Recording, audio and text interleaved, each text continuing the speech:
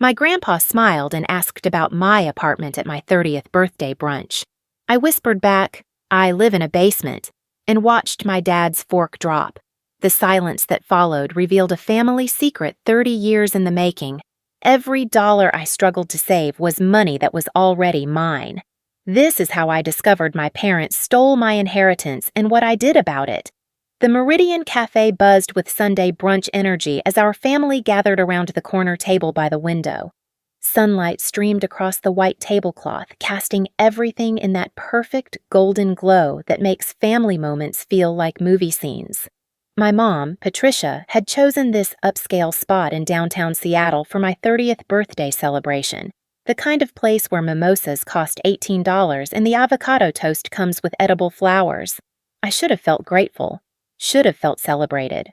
Instead, I felt that familiar knot in my stomach that came with family gatherings lately.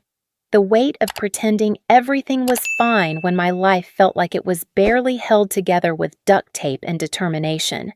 My grandfather Robert sat across from me, his weathered hands wrapped around his coffee cup, eyes twinkling with that mischievous spark that had defined him for all 82 years of his life. He'd driven down from Vancouver just for this brunch, something that touched me more than I could express. Since my grandmother passed 2 years ago, these family connections felt more precious, more fragile. "Rebecca, sweetheart," he said, leaning forward with genuine warmth in his voice. "I'm so glad you're enjoying the apartment I bought you. That downtown location must be perfect for getting to both your jobs." The words hit me like ice water. I blinked, certain I'd misheard. "I'm sorry, what?" "The apartment, honey. The one downtown. How are you liking it?" My mouth went dry. I glanced around the table, searching for some explanation in the faces of my family. My father, Michael, sat frozen, his fork halfway to his mouth, eggs Benedict growing cold on the silver tines. My mother's smile faltered, her mimosa trembling slightly in her grip. "Grandpa," I whispered, my voice barely audible above the restaurant's ambient chatter, "I live in a basement." The fork slipped from my father's fingers, clattering against the fine china with a sound that seemed to echo through the suddenly silent space around our table. The cheerful conversation from neighboring tables continued, oblivious to the earthquake happening at table 12. My grandfather's bushy eyebrows drew together, confusion clouding his kind face. "A basement? But Rebecca, I bought you that beautiful apartment when you turned 22. The one on Pine Street, near the market. 2 bedrooms, hardwood floors, that lovely view of Elliott Bay." The words felt surreal, like dialogue from someone else's life. I've lived in 3 different basement apartments over the past 8 years, each one smaller and draftier than the last. My current place in Capitol Hill floods when it rains hard, has no natural light, and costs me 60% of my monthly income from working 2 jobs, barista at a coffee shop by day, freelance graphic designer by night. "Dad," my mother interrupted, her voice artificially bright, the way it gets when she's trying to control a situation. "You're getting confused again. Rebecca has her own place. She's doing great." "I'm not confused, Patricia." My grandfather's voice carried the stern authority I remembered from my childhood, the tone that meant business. "I transferred exactly $180,000 8 years ago for that apartment, plus another $50,000 for maintenance and furniture." My heart stopped. $180,000. I stared at my parents, waiting for them to laugh, to explain the misunderstanding, to make sense of words that couldn't possibly be true. But my father wouldn't meet my eyes, and my mother's face had gone pale beneath her carefully applied makeup. "What money?" The question came out as barely a whisper. My grandfather reached into his jacket pocket and pulled out his phone, navigating to his banking app with the determined precision of someone who'd adapted to technology out of necessity.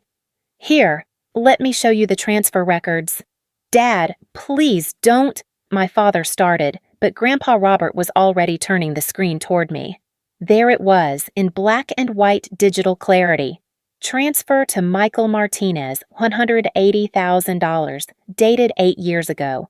Description: apartment purchase, Rebecca's gift. Below that, transfer to Michael Martinez, $50,000, 6 months later." Description: apartment furnishing, Rebecca. My vision blurred. The elegant restaurant around me seemed to tilt, conversations becoming distant murmurs as blood rushed in my ears. $230,000. Given to my parents. For me. 8 years ago. 8 years of eating ramen noodles for dinner. 8 years of declining invitations because I couldn't afford to go out.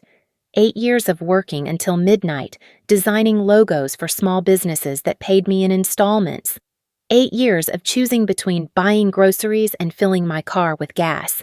8 years of living in spaces barely larger than walk-in closets, places where I had to duck to avoid hitting the ceiling pipes. All while my parents... I thought back to the timeline. 8 years ago, right around when Dad got his promotion and they suddenly could afford to renovate their kitchen. When Mom started taking those yoga retreats in Tulum.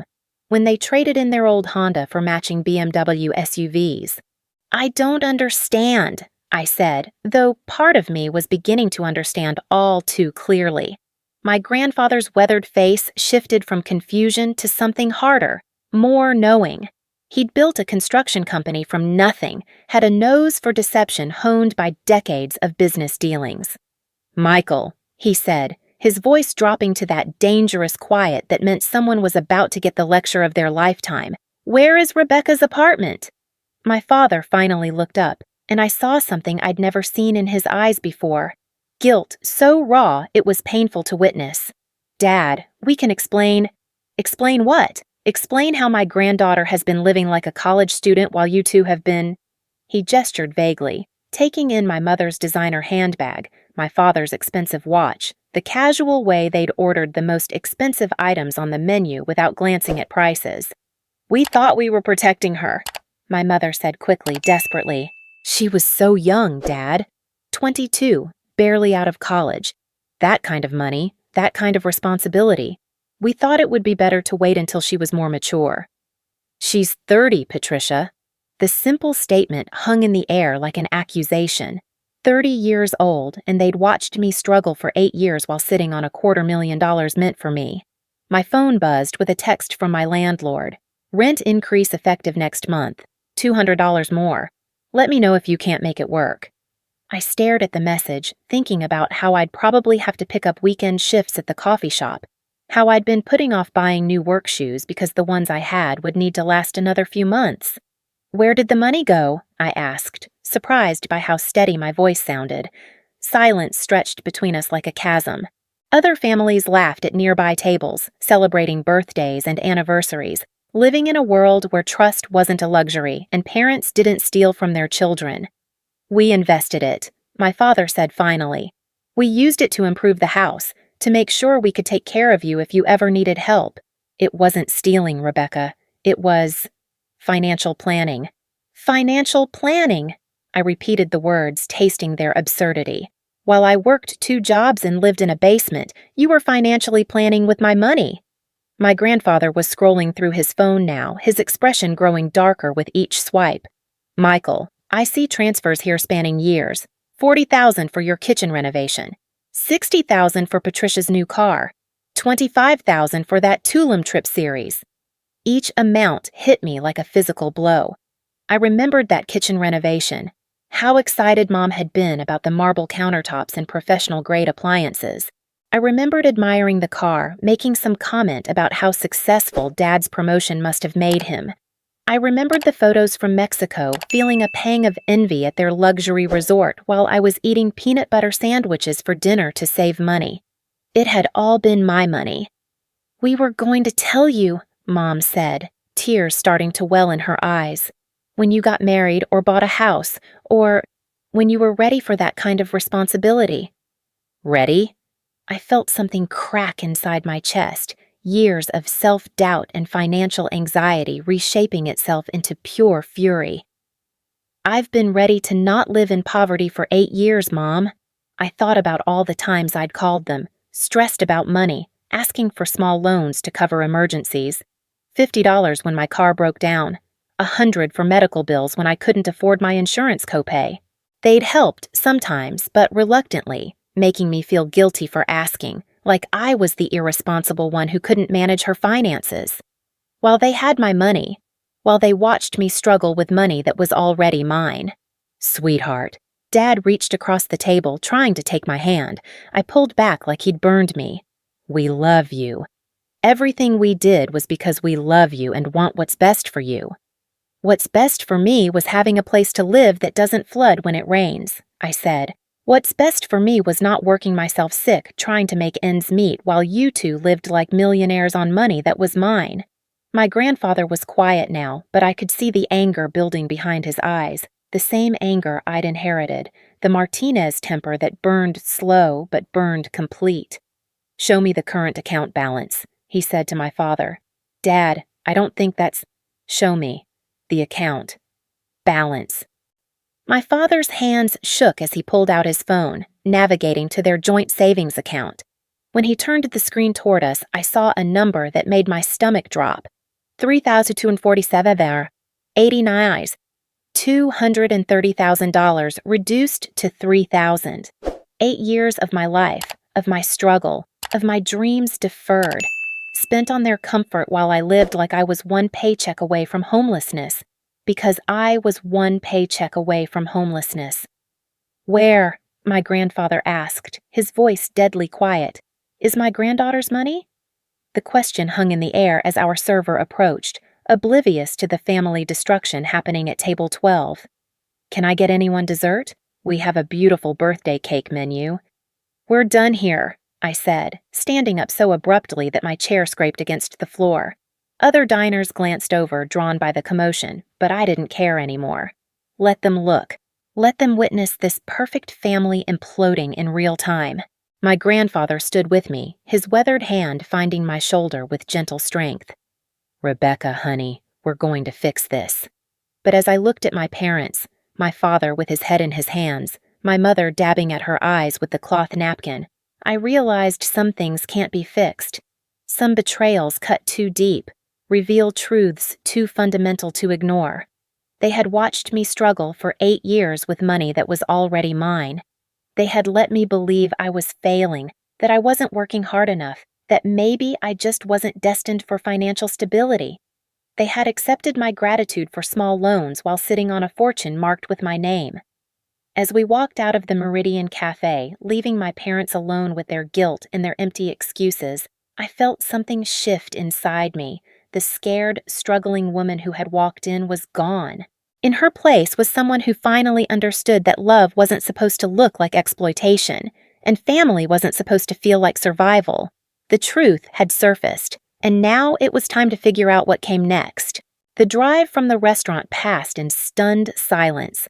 Grandpa Robert insisted on following me back to my basement apartment, his vintage Lincoln trailing my beat-up Honda through Seattle's Sunday traffic. I kept glancing in my rearview mirror, half expecting him to turn around and drive back to Vancouver, to pretend this whole nightmare had never happened. But he didn't. When we pulled into the narrow alley behind the Capitol Hill house where I rented my below-ground space, I saw him take in the cracked concrete steps leading down to my door, the way rainwater pooled in the corners because the drainage had never worked properly. I watched his face as he noticed the single basement window, smaller than a laptop screen, that provided my only natural light. This is where you've been living, he said quietly, not a question. For 2 years now. It was an upgrade from the last place. Inside my 400-square-foot space, everything felt more cramped and depressing with a witness. The ceiling was so low that Grandpa had to duck slightly, and I cringed as he took in my makeshift kitchen. A hot plate, mini fridge, and microwave balanced on a folding table from Target. My living room was a futon and a TV tray that served as both desk and dining table. He sat carefully on my futon, the springs creaking under his weight, and looked around with the methodical assessment of someone who'd spent his life evaluating structural integrity. What he saw was a life built on structural instability, held together by determination and discount furniture. Rebecca, he said finally, I need you to know something. This isn't about the money. I almost laughed. Grandpa, this is entirely about the money. No. His voice carried that authoritative tone I remembered from childhood. This is about trust. This is about watching someone you love struggle while you have the power to help them and choosing not to. This is about letting you believe you weren't good enough, smart enough, or hardworking enough to deserve better. The words hit me like physical blows because they were true. For 8 years, I'd internalized every financial struggle as a personal failing. When I couldn't afford to go out with friends, I told myself I needed to work harder. When I had to choose between groceries and gas, I convinced myself that everyone my age was struggling, that this was just what adulting looked like. I'd never considered that my parents were watching me make these choices while sitting on $250,000 with my name on it. I trusted them, I whispered, and they violated that trust in the worst possible way. Grandpa pulled out his phone again, scrolling through what I now realized were years of financial records. "Rebecca, I need to show you something else." My heart sank. There was more? "Your parents have been taking money from that account regularly for 8 years. But 3 months ago, something changed. Look at this." He showed me a series of transactions, all recent. $15,000 withdrawal, $8,000 withdrawal, $12,000 withdrawal. Cash withdrawals made in rapid succession. "Why are they taking out so much cash?" I asked. "I think," Grandpa said carefully, "they know their secret was about to come out. They've been liquidating the remaining funds."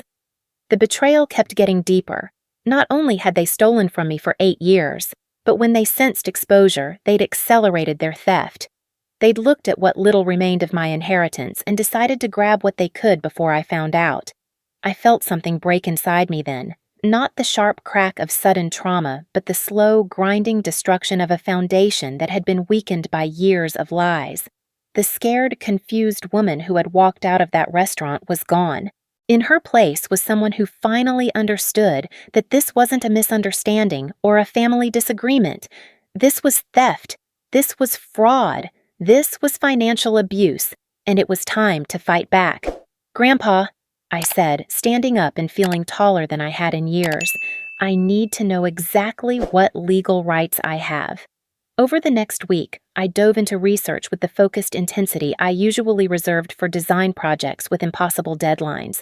But this project was my life, my future, my justice. I discovered that what my parents had done wasn't just morally wrong, it was legally actionable.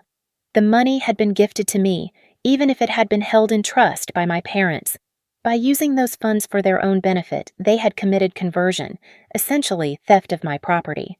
The pattern of deception and the way they'd hidden the gift from me added elements of fraud and breach of fiduciary duty. I found a lawyer through a consultation service, a sharp-eyed woman named Sarah Chen who specialized in family financial disputes. When I laid out the timeline and showed her grandpa's bank records, she leaned back in her chair and whistled low. "This is actually a fairly strong case," she said. "The paper trail is excellent. And the fact that they've been systematically draining the account while you struggled financially shows clear intent. The recent cash withdrawals are particularly damaging. It suggests they knew they were about to be caught." "What can I recover?" "Potentially everything they took, plus interest, plus damages for the financial hardship you suffered. The apartment itself might be more complicated since it was purchased in your father's name, but we can make a strong argument for conversion of the funds." For the first time in a week, I felt something like hope.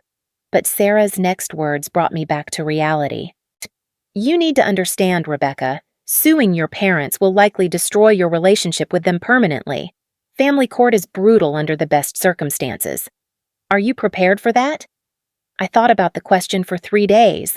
I walked through my basement apartment, looking at the water stains on the walls, the single window that barely let in light, the space heater I'd need to run constantly once winter came. I thought about the years of ramen dinners and declined invitations.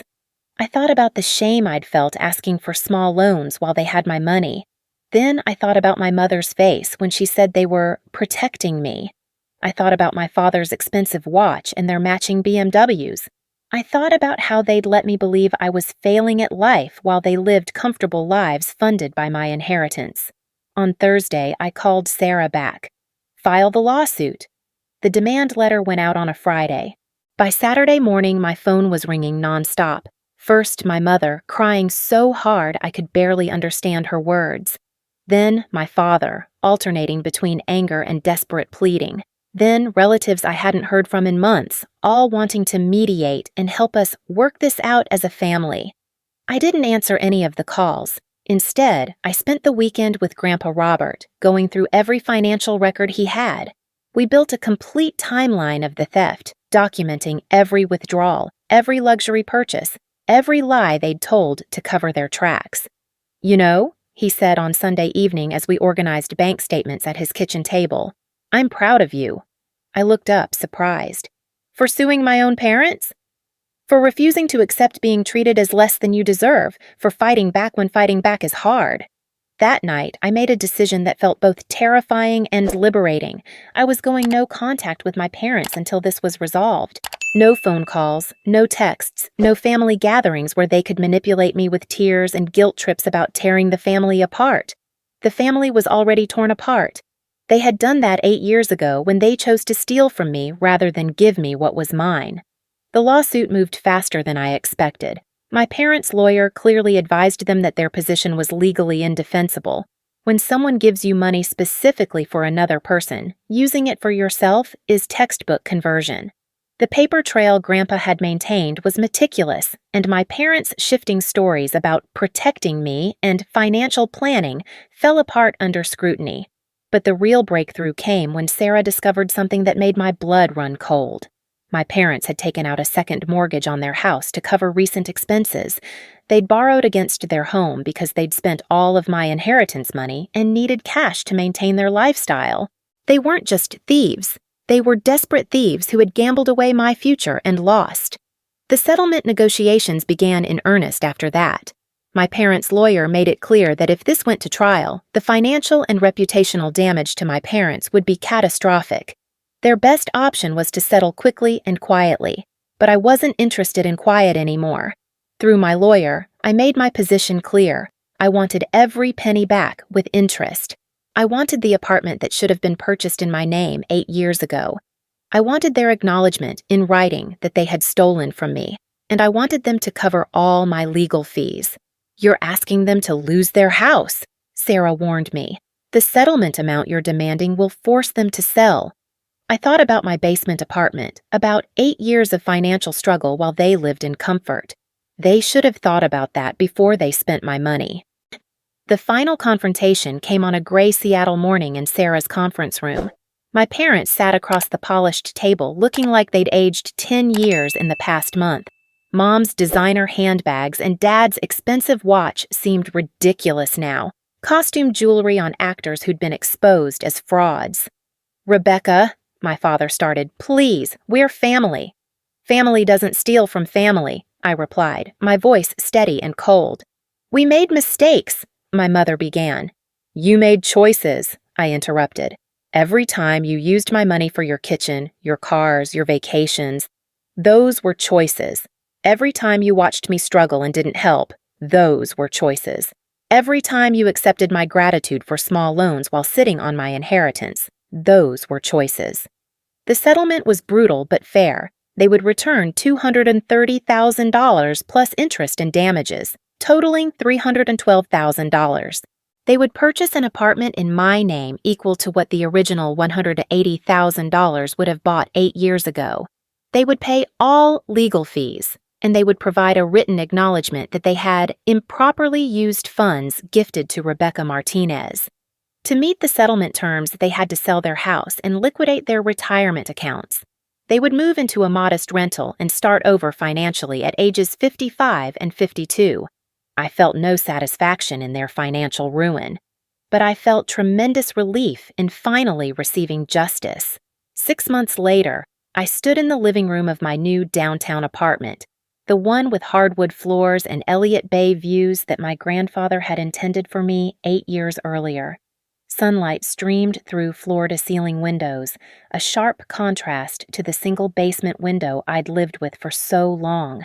The apartment was everything Grandpa had described, spacious, bright, beautifully designed. But more than that, it was mine. Truly mine. Not dependent on anyone else's generosity or judgment of my worthiness. I'd quit the coffee shop and was building my graphic design business full-time. finally able to take on projects that excited me rather than just paid the bills. I'd started therapy to process the betrayal and rebuild my relationship with trust. I'd even begun dating someone, a kind, honest man who couldn't believe anyone could watch their child struggle while sitting on their inheritance. My parents had reached out several times, through relatives and eventually directly, asking to reconcile. I wasn't ready. Maybe I never would be. Trust, once shattered so completely, doesn't simply rebuild itself because people say they're sorry. But I had built something new, a life based on honesty, boundaries, and the knowledge that I deserved better than crumbs from people who claimed to love me. Grandpa Robert came by often, bringing groceries and stories and the kind of unconditional support I'd forgotten existed. He never said, "I told you so" about the lawsuit, never expressed regret about giving me the strength to fight back.